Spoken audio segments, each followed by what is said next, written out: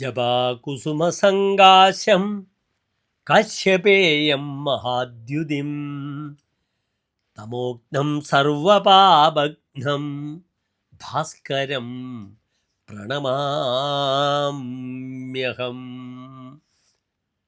തമോഗ്നം ഇരുട്ടിനെ അകറ്റുന്ന, സർവപാപഘ്നം എല്ലാ പാപങ്ങളെയും നശിപ്പിക്കുന്ന, കാശ്യപേയം കശ്യപകുലത്തിൽ ജനിച്ച മഹാദ്യുതി അങ്ങേയറ്റം പ്രഭാവത്തോടു കൂടിയ ആദിത്യനെ ഭഗവാനെ ഞാനിതാ പ്രണമാമി, ഞാൻ നമസ്കരിക്കുന്നു. നവഗ്രഹത്തിലെ ആദ്യത്തെ ശ്ലോകമാണ് ആദിത്യൻ്റെ.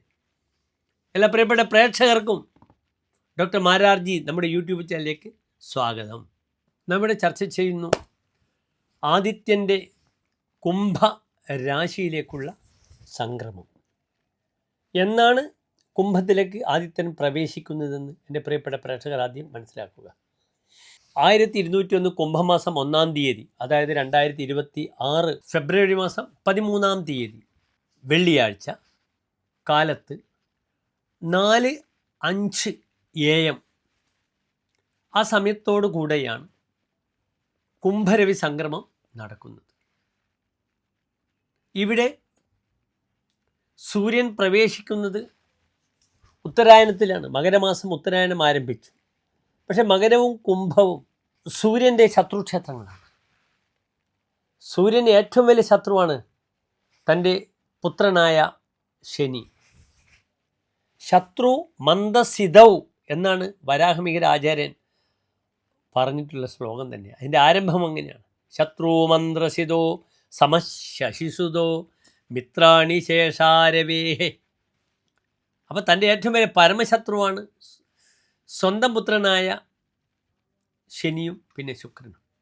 ഛായാമാർത്താണ്ഡ സംഭൂതം, സൂര്യൻ്റെ ഛായയിൽ നിന്നും ജനിച്ച ഗ്രഹമാണ് ശനി.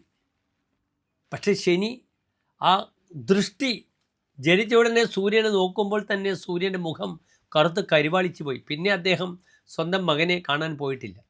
ഏതായാലും ഇവിടെ ശത്രുക്ഷേത്രത്തിൽ പ്രവേശിക്കുന്ന സൂര്യൻ കുംഭത്തിൽ എപ്രകാരം മേടൻ രാശി മുതൽ മീനം വരെയുള്ള 12 രാശിക്കാർക്കും ശുഭാശുഭ ഫലങ്ങളെ പ്രദാനം ചെയ്യുന്ന വിഷയമാണ് നാം ചർച്ച ചെയ്യുന്നത്. ഒരു മാസക്കാലമാണ് സൂര്യൻ കുംഭൻ രാശിയിൽ നിൽക്കുന്നത്. ഈ ഒരു മാസക്കാലം എപ്രകാരമായിരിക്കും? കുംഭം രാശിക്ക് 2 പ്രത്യേകതകൾ പറഞ്ഞിട്ടുണ്ട്, നിങ്ങൾ ശ്രദ്ധിക്കണം.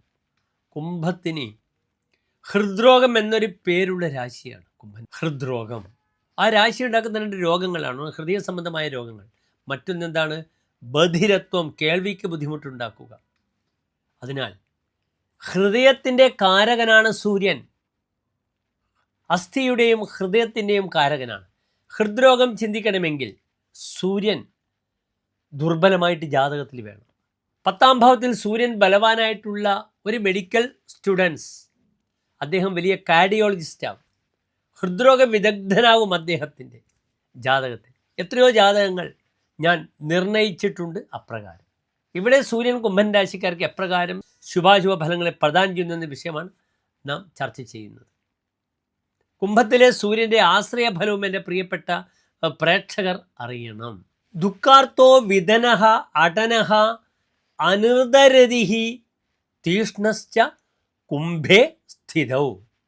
കുംഭത്തിൽ സ്ഥിതി ചെയ്യുന്ന സൂര്യൻ ദുഃഖാർത്ഥ, ദുഃഖത്താൽ ആർത്തനാകും. ദുഃഖേനാർത്ഥ ദുഃഖാർത്ഥ, ദുഃഖത്താൽ പീഡിതനാകും. വിധനഃ, വിഗതം ധനം യസ്യ സഹ, ധനം മുഴുവൻ കൈവിട്ടു പോകും. ധനപരമായ വിഷയത്തിൽ വലിയ ബുദ്ധിമുട്ടുകൾ വരും. അടനഃ, അടതീതി അടനഃ, പരിഭ്രമണശീലം ഉണ്ടാകും, കറങ്ങി തിരിക്കാൻ വളരെ ഇഷ്ടപ്പെടും. അനിർദരതിഹി, അനിർദത്തിൽ രതിയുണ്ടാകും. ഋതം സത്യമാണ്. അസന്മാർഗികമായ രീതിയിലൊക്കെ, അസത്യസന്ധമായ രീതിയിലൊക്കെ സഞ്ചരിക്കും. അനിർദരതിഹി, അങ്ങനെയുള്ള വാസനകൾ ഉണ്ടാകും. തീഷ്ണശ്ച, സ്വഭാവത്തിൽ തീഷ്ണത പുലർത്തും. ഇതൊക്കെയാണ് കുംഭത്തിലുള്ള സൂര്യൻ്റെ ആശ്രയഫലം. അതിനാൽ വളരെയധികം ശ്രദ്ധിക്കണം.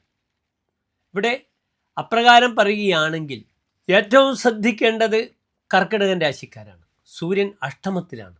അപ്രകാരം ചിങ്ങൻ രാശിയിലാണെങ്കിൽ സവിസ്തരം നമുക്ക് ഈ വിഷയം ചർച്ച ചെയ്യാം.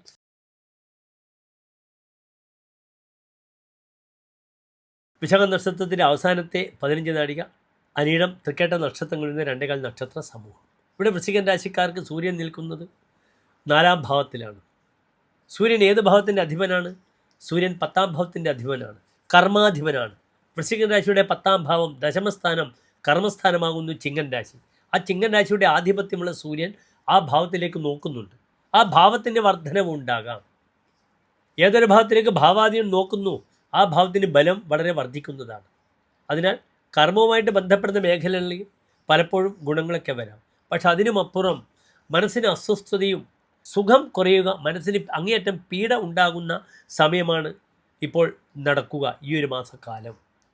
വിസുഖ പീഡിതമാനസ ചതുർത്ഥേ, സുഖം കുറയും, മനസ്സിനങ്ങേറ്റം പീഡയുണ്ടാകും എന്നാണ് പറയുന്നത് വരാഹമിഹിര ആചാര്യൻ. യഥാർത്ഥത്തിൽ ചമത്കാരി ചിന്താമണിയിൽ പറഞ്ഞിരിക്കുന്ന ഫലം വളരെ സ്പഷ്ടമാണ്.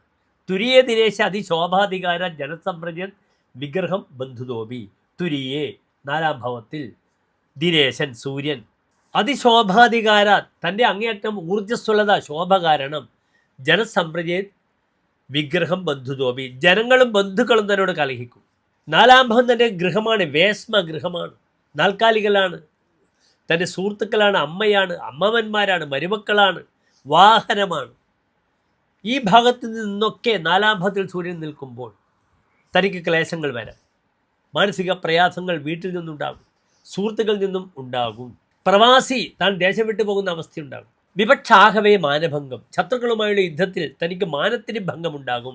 ശത്രുക്കൾ തന്നെ മേൽ വിജയം നേടുന്ന സമയമാണ്. കഥാചിന്ത ശാന്തം ഭവേത്തസ്യ ചേത, ഇദ്ദേഹത്തിൻ്റെ മനസ്സിന് ഒരു സമാധാനം ഉണ്ടാകില്ല. ഇവിടെ അധോമുഖ രാശിയാണ്. തന്നെ കാശ് വാങ്ങിപ്പോയാൽ പിന്നെ സുഹൃത്ത് വരില്ല, അങ്ങനെ സൗഹൃദം നഷ്ടപ്പെട്ടു പോകും. വാഹനാപകടം ഉണ്ടാകും, ശ്രദ്ധിച്ച് വാഹനങ്ങൾ ഓടിക്കണം.